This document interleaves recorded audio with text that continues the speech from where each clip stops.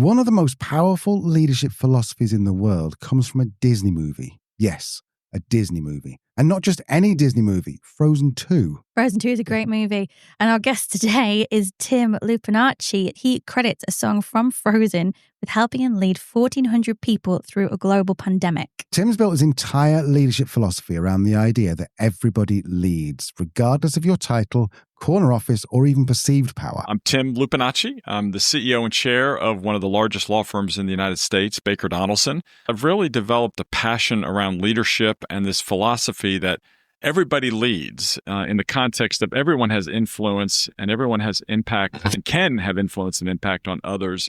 Tim's approach flies in the face of traditional leadership thinking, especially in the legal industry. He talks openly about seeing a therapist. He admits when he doesn't have the answers, and he literally passes ceremonial batons to junior staff members to show he trusts them to lead. And in a world where leaders are told to be more masculine, this so-called soft approach might seem to be a bit of a mistake. But Tim has turned Baker Donelson around, consistently delivering record financial years, massively increasing employee engagement scores, and now they boast a much lower employee turnover than industry averages. So if you've been told your leadership style isn't brash enough or you've struggled with imposter syndrome in a senior role, this episode is right up your street. Hello and welcome to Truth, Lies and Work, the award-winning podcast where behavioural science meets workplace culture. Brought to you by the HubSpot Podcast Network, the audio destination for business professionals. My name is Leanne. I'm a chartered occupational psychologist. My name is Al. I'm a business owner. And we are here to help you simplify the science of work. As we said, today we're going to discover how Tim uses a Disney song as his leadership mantra, why he believes acting like Winston Churchill is the key to business success, and we'll hear his biggest mistake that taught him leadership is a daily practice, not just a destination. We'll join Leanne and Tim after this very short break. I'm Tim Lupinacci. I'm the CEO and chair of one of the largest law firms in the United States, Baker Donelson. I've been in the role about 6 years, and I've been practicing law about 35 years. And this philosophy that everybody leads in the context of everyone has influence and everyone has impact and can have influence and impact on others, regardless of title or corner office or power that you perceive you have. You can be a leader, and that means we need to all get better at it every day. So that's really what I try to live out in leading my firm. I noticed that, as you say, you run a huge firm, but you've still call yourself a student of leadership. Why do you think so many CEOs do perhaps stop learning when either they get that top job or start to enter senior leadership? I think that a lot of individuals, when they get to that point that they're finally leading the big team that they wanted to lead, or lead the organization, or even lead the big committee at a nonprofit, they think they've arrived and it's they have all the answers, and that people should just follow them because now they're in that senior role.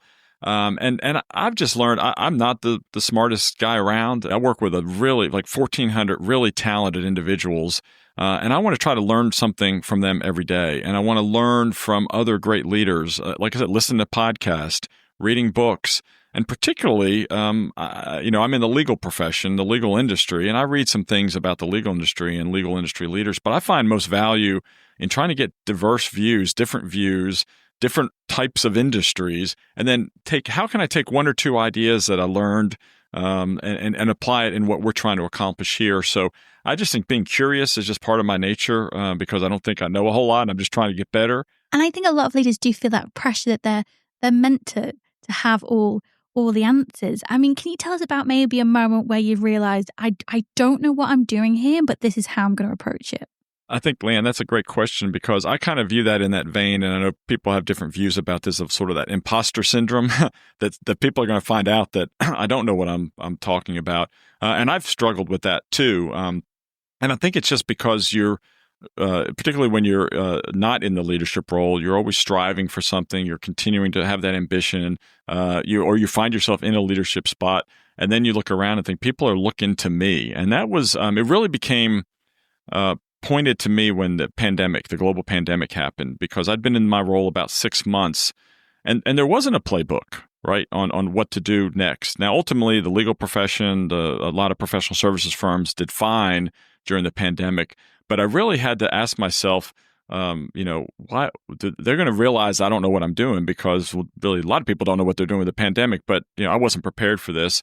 And I really landed, this is kind of a little silly thing, but it's a little mantra that I repeat in my head. At the time the pandemic happened, there was the Frozen movie that was such a worldwide success. There was a second Frozen movie, and one of the songs in there was one of the characters singing about taking the next right step.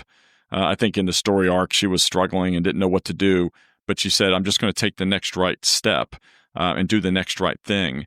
And our COO and I of the firm really landed on that as a way to say, yeah, we have our doubts and others may have doubts, but we're going to do the next right thing and really then talk about the why behind it. And it was interesting when I unpacked the story of that song, it was really written by some folks who had really struggled with some depression. And that's really, something that helped them. You wake up and you don't want to get out of bed. Well, the next right step is to get out of bed. And the next right step may be to make the coffee. And then the next right step is to move on. So that's really what I've tried to do when I get in those times of self-doubt. I need to have that confidence that my colleagues have put me in this role to do the best I can to help serve them the best I can. And certainly I'm going to learn, I'm going to grow. If I don't know anything, I need to ask questions. I need to get experts surrounding me that do know it. But just to take that next right step. So it's helped me. I think, as you said, there's pressure to always have the answers when you're the one in charge.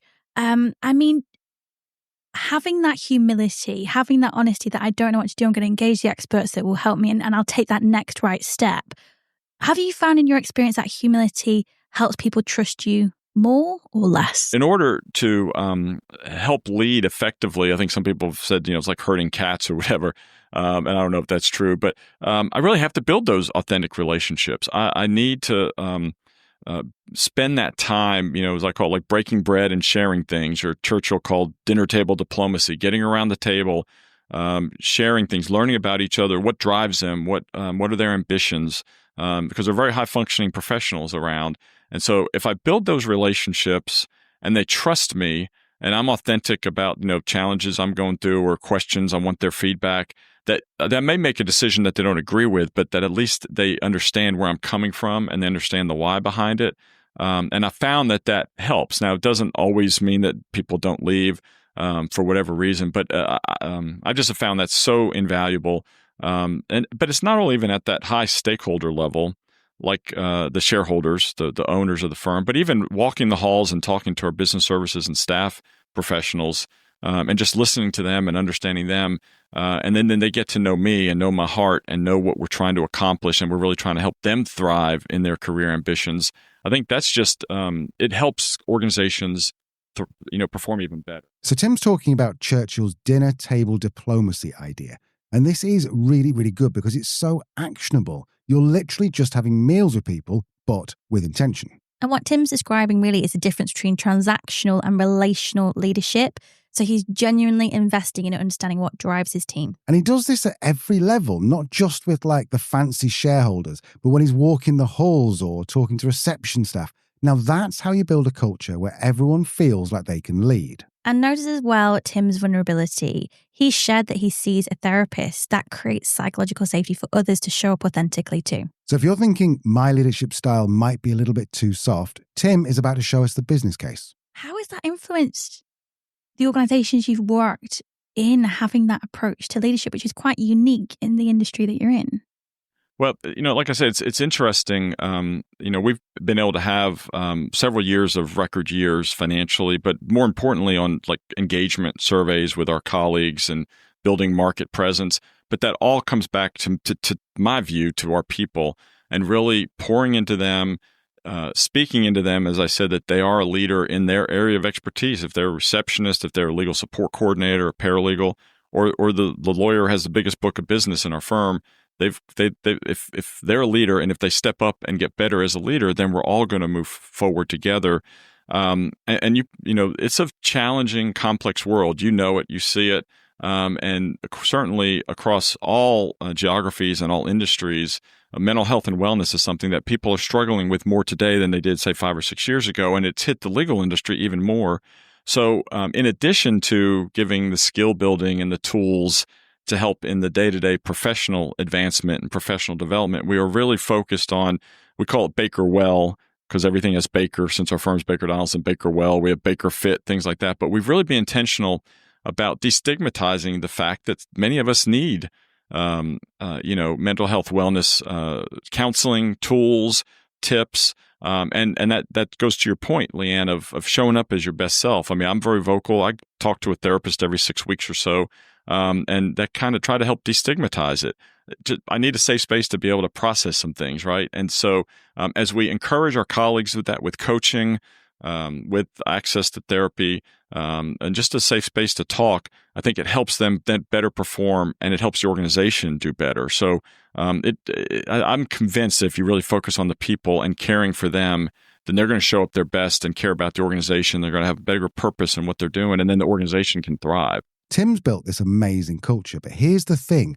Not everyone's going to buy into it immediately. And that is really important for leaders to understand. When you're changing culture, especially in traditional industries like law, you're going to get resistance. People are going to test whether you're serious about these values. And I think what we're about to hear is really, really important, because Tim had to prove that emotional intelligence and relationship building actually drives business results. It's not just about being a nice guy. It's not about being a nice guy. There's this false dichotomy that you're either a results-driven leader, woof woof, or a people-focused leader. And Tim's showing us that they're the same thing, and research backs it up as well. So emotional intelligence isn't just good for leaders, it's really good for teams. Leaders who are self-aware, emotionally regulated, and able to connect with others don't just perform better themselves, their teams do too. In fact, emotional intelligence has been found a key predictor of team performance, job satisfaction, and organizational commitment. So when Tim leads with empathy, it's not distraction from results, it's how you actually achieve them. Coming up after this very short break, we're going to hear how Tim deals with the skeptics, how to handle big egos at work, and his take on Mark Zuckerberg's leadership style. Right, let's rejoin the interview and hear how Tim handles the skeptics. We see a lot online, on the media, about very different styles of leadership, very coercive styles of leadership, very masculine styles of leadership, to pull up on Meta and Mark Zuckerberg's call for more masculine energy. Do you ever get any pushback from people that maybe this is all a bit too soft or weak? Or I guess probably more early on when I first started in the role. Because I haven't that's just been who I am. And of course, to some extent, the board selected me as the next CEO, knowing that was kind of how I am. But I did have people saying, and like I said, we had really plateaued in several instances, but for many people, we were plateaued financially. And so they were had their eyes on us. Are we going to be able to turn this ship around or turn it to the right direction? And so when I was, as you said, some of the soft skills or things that say, well, that's not important. How are we going to drive more revenue and drive more profit? I did have to explain why I thought this was important, and why emotional intelligence was important in not just in the leader of the firm, but leading teams, engaging the teams, and in better serving clients. I think it's relationships internally are important, but the relationships externally with our customers and clients are equally important. And those they may be soft skills, but they're skills that help differentiate you in serving as a trusted advisor to your clients. So definitely got some pushback. I listened to it. I explained why my philosophy was, and that, if they didn't want to participate in some of the, training that we did, or some of the opportunities where we had, town halls about the mental health and wellness, that was their choice not to participate. I think over time that they've seen how it really does work hand in glove in, helping the firm thrive and have better financial performance. I think people sort of have a little bit more buy-in. But there's still some folks that could care less, and they just think that's just Tim talking about whatever. But they go on their way. I mean, and they're still. I mean, they're a productive person in the firm. They're not demeaning anything. They're not, trying to stop what we're doing. But that's fine. They can decide to, take advantage of opportunities or not. But yeah, you're exactly right. A lot of people, that's just a different mindset. And I think with that different mindset, there are some leaders that are a little bit addicted to being the most powerful person in the room, the smartest person in the room. Equally, there's going to be times where you will be the smartest person in the room, Tim. You will be a person that needs to give direction or offer that to people who are looking for direction. I mean, in those moments, how do you exert that power in a way that motivates people rather than perhaps causes fear or other more negative consequences. I don't want it to come across like this is some nirvana and everything's perfect and is everyone just rowing the same direction all the time.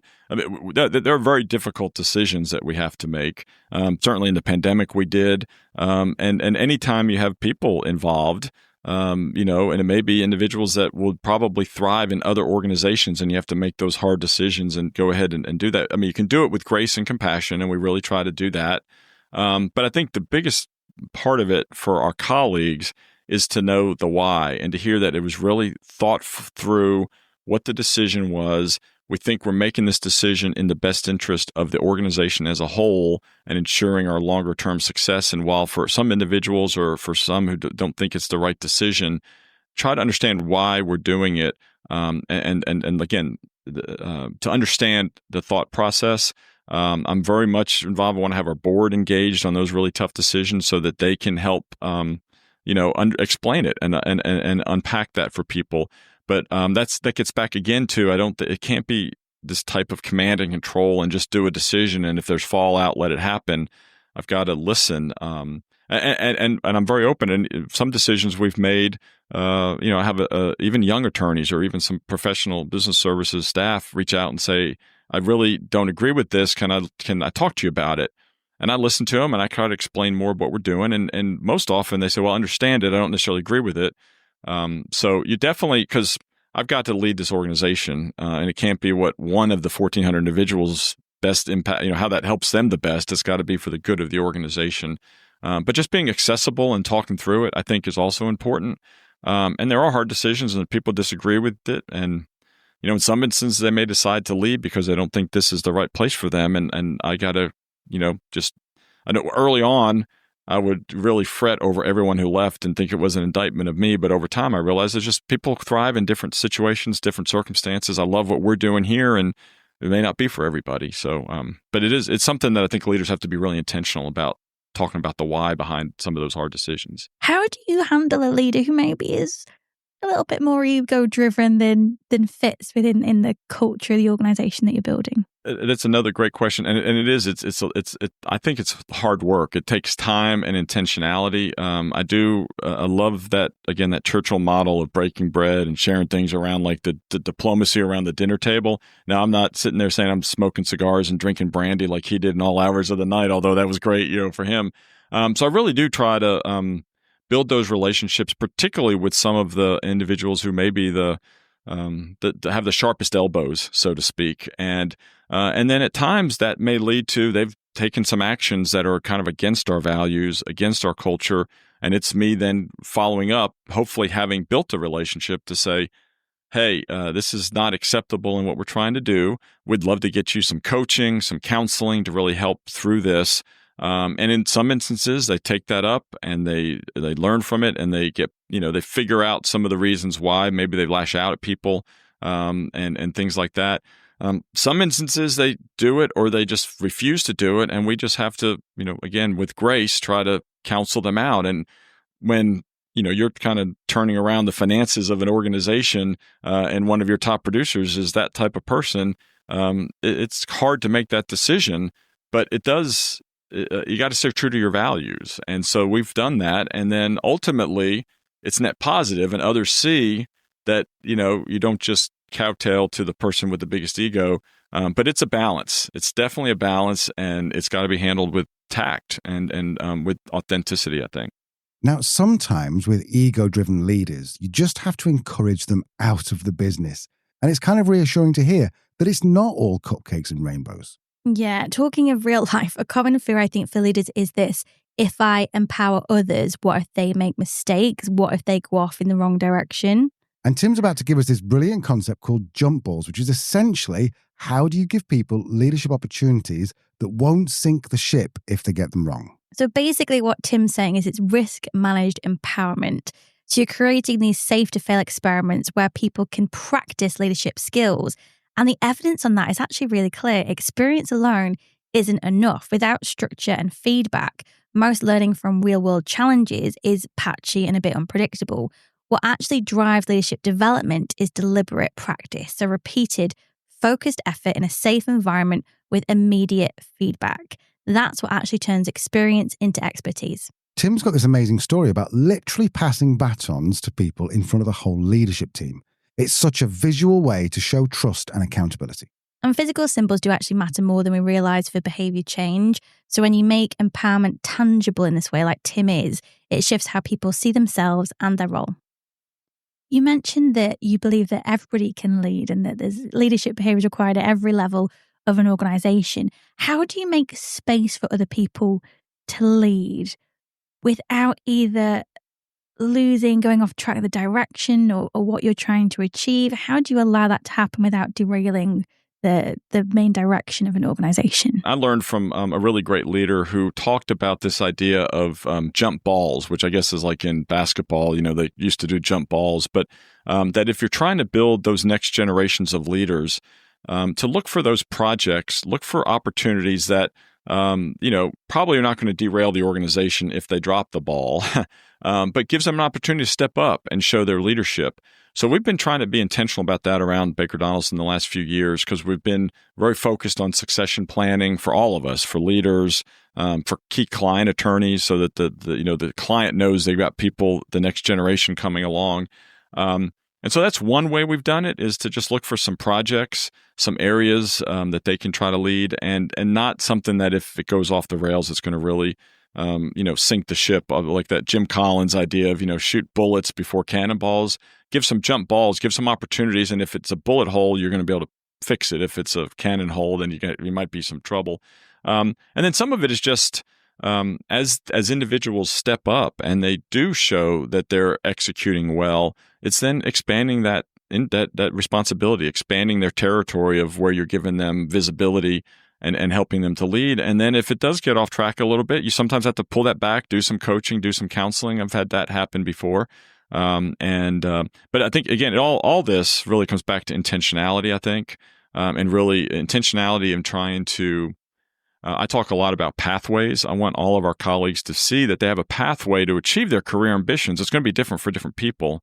And for some, it's to really continue to elevate up, in our parlance, from an associate to a shareholder to an equity shareholder owner. But even business services and staff, it may be that bigger promotion, that bigger responsibility. And so we're really trying to be intentional about giving people opportunities like that. Is there something small that a CEO can do that really sends a big message that shared leadership is a reality in this organization? I think just being willing to have somebody else even step up and have the microphone, so to speak, right? We have several individuals. We have a chief growth officer who's helping us grow, and I could very much just be, micromanage that. And every time we have a new, lawyer or a group that's going to join the firm, that I would be right out in front of that. But I encourage Mark to do that and to be out in front, and that just shows. Tim's trust Mark, and Mark's out there. A few years ago, even with our leadership group, I wanted to continue to push this idea of shared leadership and empowerment. And I had a little, batons, like the running batons, runners, you're passing the baton. I did little runners up I did little batons up that said something like, I'm passing you the baton, and it had my name on it. And in front of the whole leadership group, I called some of our business services leaders up to just kind of let them see the visual that I trusted them. I was giving them the baton to lead. Now, they had responsibility and they had accountability to lead well. And there's times you then have to step in and say, you're not doing this the best way you could be doing it. But that was just a visual to say, I trust them and do that. I think when we do town hall meetings virtually, I try to get other voices to speak into it. So it's not just hearing from Tim.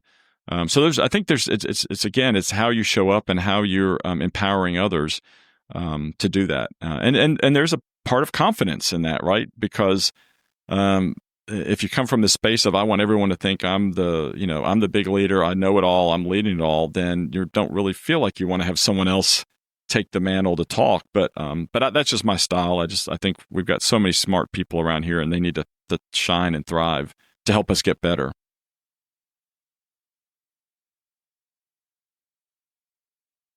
You mentioned that there has been some trial and error, and I think that's just the way it is when we're trying something new. What's the biggest mistake that you've made as a leader?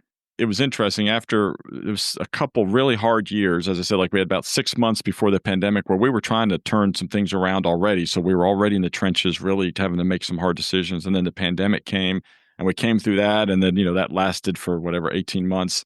But we'd had 2 or 3 record years in a row. And then I think to some extent you're kind of like, okay, we can take a pause and everyone sees that what we're talking about is really working. And so then I think I jumped the gun and just got a little complacent and just started taking some actions without getting the full buy-in. And then people are like, whoa, whoa, whoa, whoa, whoa, what are you doing? Are you trying to pull something over on us? When it was just one of those, like, personally, I'll be honest, what I was feeling like, well, look, we've shown we're making all the success, trust me on this.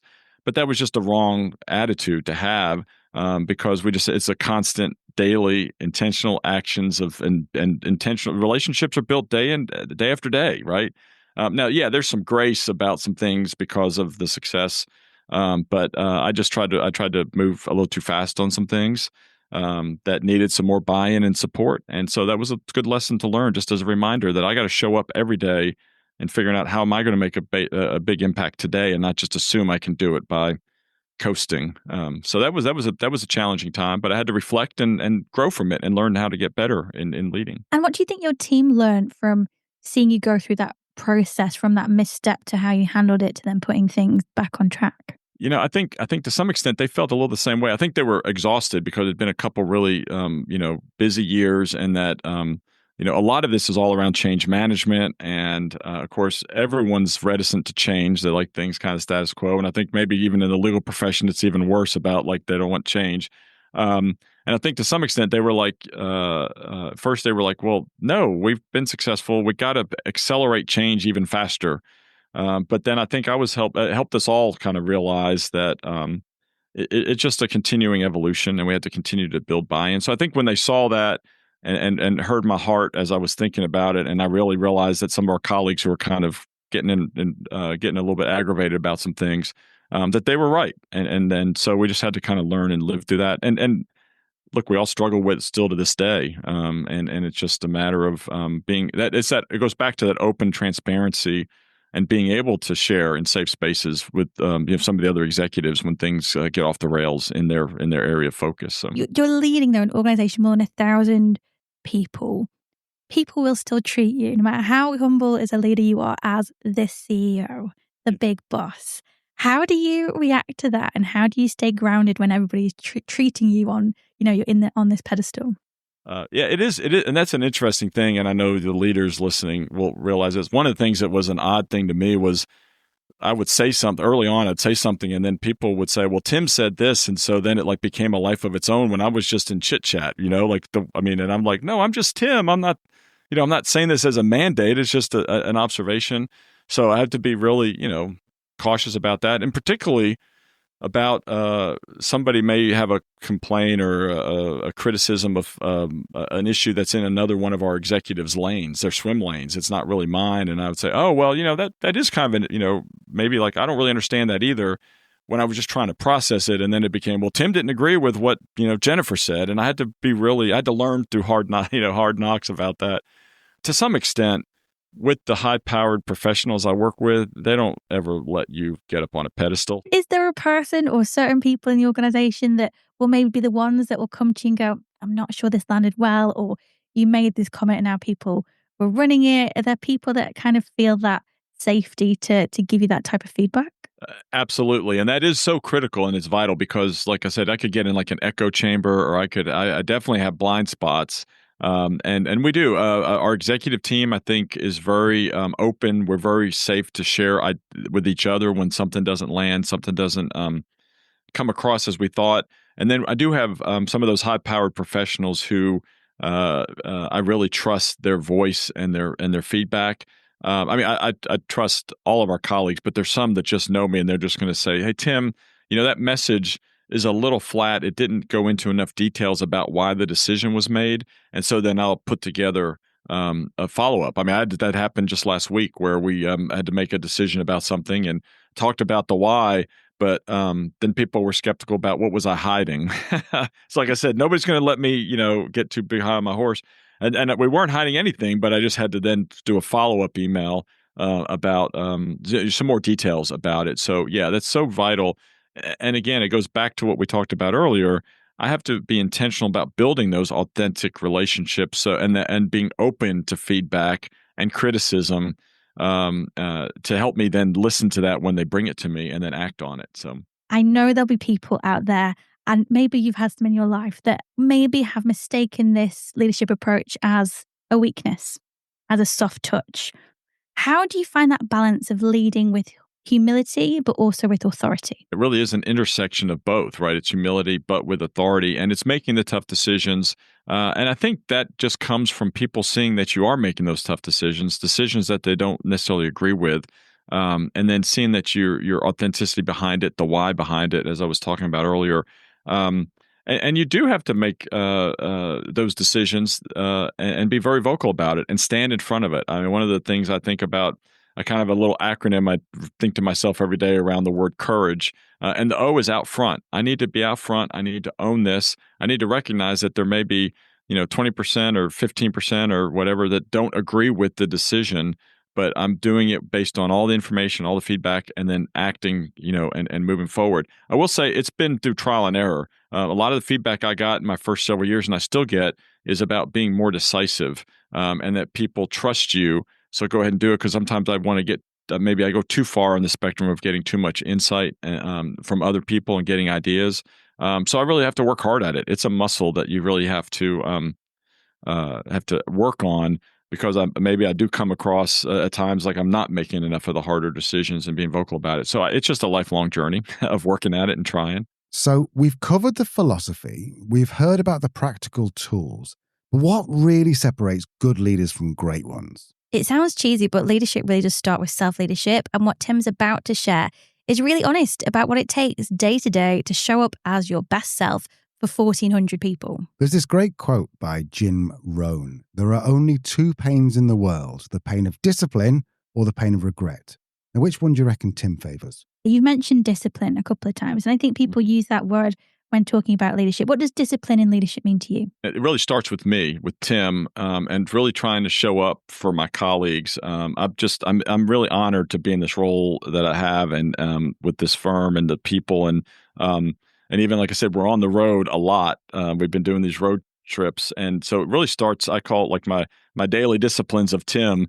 I got to get up and I want to walk or run. I typically run, but then we were in our Louisiana offices this week with humidity of 100% and temperatures in the 90s. So I did more walking than running outside. But it starts with just that some movement, being outside. I get energy from being outside. I love that. I try to do a little reading every morning. I try to do a little journaling every morning. And then I try to eat healthy.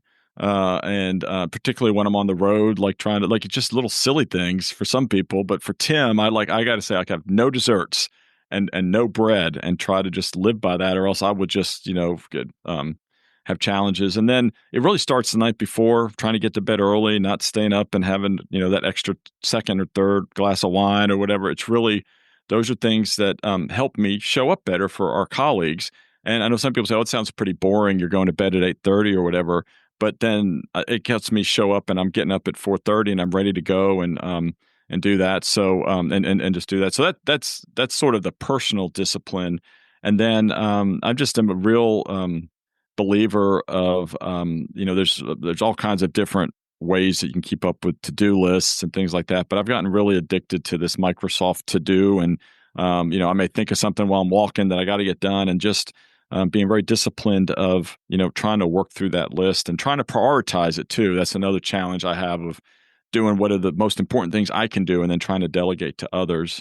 And then I guess the last thing I do, as far as it's the context of the organization, and I read this from somebody else too, like every night I try to sit back and say, what were 3 wins today?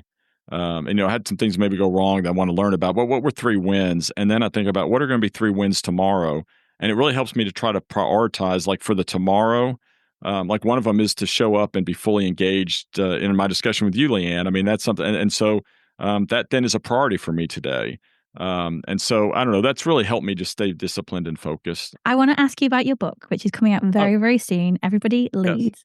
What can we expect from it? Is there anything in there that we haven't touched on in our conversation that people can look forward to? I'm really excited. It's a labor of love, and I'm just glad to get some of this launched out in the world. It's really just a lot of really try to build around practical ways that individuals can better lead themselves first. And then as their influence grows, how can they better lead others? And throughout it all, there's sort of this undercurrent of how can we keep building resilience, because it is hard. Leadership is hard. And so it's just been fun to put together. It's a lot of lessons I've learned from leading here at the firm. It's things I've read from other, great leaders, great authors, and then how we applied it in our own special way, and even learning from some of our colleagues. So hopefully it would be helpful for someone if you're really looking for a how-to guide of, there's all that, like you said, there's all this research out there about how to do things, but I try to just make it, this is what we did, this is what worked, this is what didn't work, and maybe it'll work for you. And I know our listeners will want to learn loads more about you. Where's the best place for them to go? Yeah, I'm at bakerdonelson.com, BakerDonelson. And then I've got a website around Everybody Leads, the nonprofit part of it, everybodyleads.org. I'm on LinkedIn and Instagram and all that, so I'd love to meet you and interact. And you've got a podcast? It's called Everybody Leads, or I guess I'm not creative. Everything's Everybody Leads, but it's really built around talking to executives from companies and executive directors from nonprofits about their leadership journey. And I like to do it because I guess to learn from them. So that was the amazing Tim Lupinacci from Baker Donelson. 3 key takeaways here, I reckon. Leadership isn't about having all the answers. It's about taking the next right step. Secondly, authentic relationships drive real business results. This isn't fluff. And thirdly, everyone can lead, regardless of your job title. And Tim's ideas are immediately actionable. Jump balls for developing leaders, 3 wins for daily focus, dinner table diplomacy for relationships. You can start using them tomorrow. You could start using them today. Yeah, Tim shows us that leading with humility isn't a weakness. He made really tough decisions about high performers who didn't fit the culture, but he did it with grace and actual authenticity. So if you are a new manager looking to be a great leader, or maybe an experienced leader who wants to change things up, Tim's just giving you the permission to lead differently, and the business results speak for themselves. You can, of course, find Tim's book, Everybody Leads, wherever you get your books, and connect with him on LinkedIn, or go to everybodyleads.org. This is Truth, Lies and Work. We will see you next week.